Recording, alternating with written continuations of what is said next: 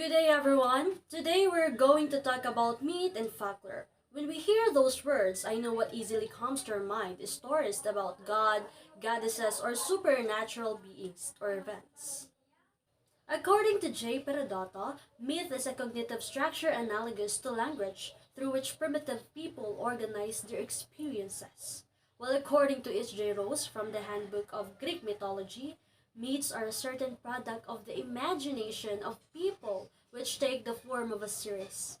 While folklore is the traditional beliefs, customs, and stories of a community, they are passed down through generations by the word of mouth. The difference between myth and folklore, according to Wikidiv, a site in the internet, is that myth is a traditional story that includes a belief about some reality or phenomenon of experience, and in which often the forces of nature and the soul are personified, a holy narrative about a god, a hero, or the origin of the world or of a people, and so on. Whereas folklore is the tales, traditions, superstitions of a particular ethnic population.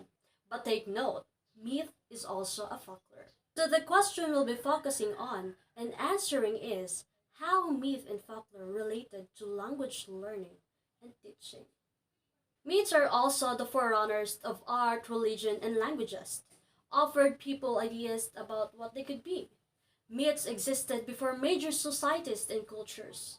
Mythology is the cornerstone of a civilized state, while folklore, it includes moral teachings, and these two have connections and are related when it comes to language learning and teaching. According to the study of the five authors I have found on the site of ResearchGates, that folklore and myth are good sources of education.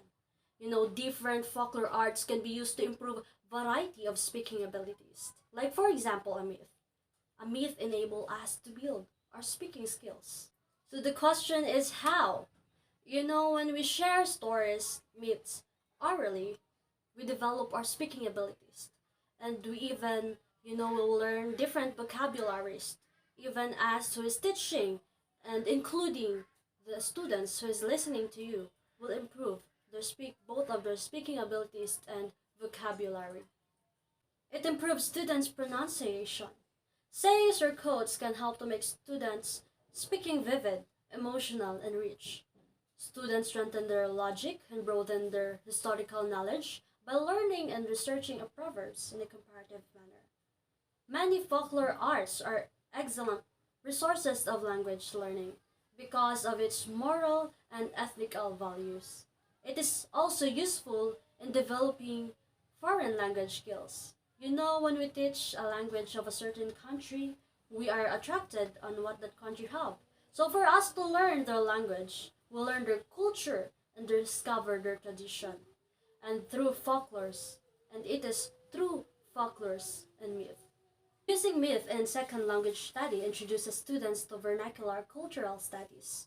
Native myths assist students comprehend the origin of various proverbs and sayings. And native myths help students develop vocabulary, as what we have said earlier, and also conversational abilities. There are many terms and topics in the myth that deal with everyday life. So therefore, myths and folklore are more than just stories, belief, or tales. They relate to us in our language learning and teaching. They help us not only learn traditions and cultures of countries, but they also play an important role in learning and teaching their languages. Because myths and folklore are easy to remember, they develop thinking and cooperation skills.